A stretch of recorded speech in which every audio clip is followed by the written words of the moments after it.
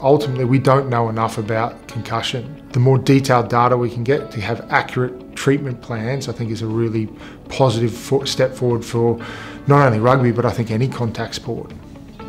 My years at Brisbane Boys College set me up for professional rugby, I think, in a couple of ways. It certainly gave me the discipline of what it takes to perform at the top level. You know, I was at the school for 10 years and, you know, a lot of the mates that I played with in first 15 in the last couple of years were guys that I'd been to school with, you know, when we first arrived at the college in grade 5. So to be able to go through that journey with them allowed me to sort of experience something, and it was something, certainly some of the fondest years of my time at Brisbane Boys College was certainly my sort of first 15, the final 2 years, you know, preparing and playing at that top level. So I think the discipline and the ability to sort of apply yourself to something was something that I certainly learned from my time.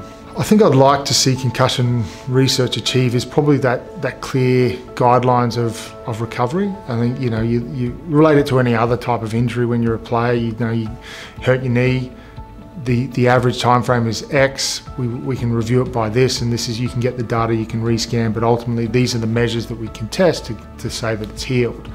We don't have that with concussion at the moment. It's a very subjective measure.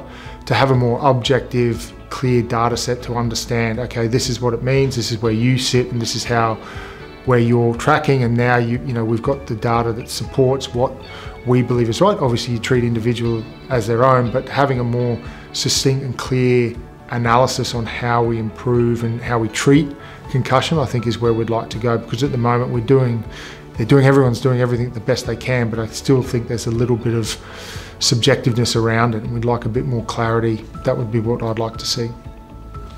The more data we can get in the QBI concussion study, the better. So to all those boys out there and all the parents, please get behind it and nominate yourself for testing. It's really important. The ability that you have now to change the way that we treat concussion moving forward is vital. So please sign up for the QBI concussion study and do everything you can to not only help you, but help the future generations of those playing rugby.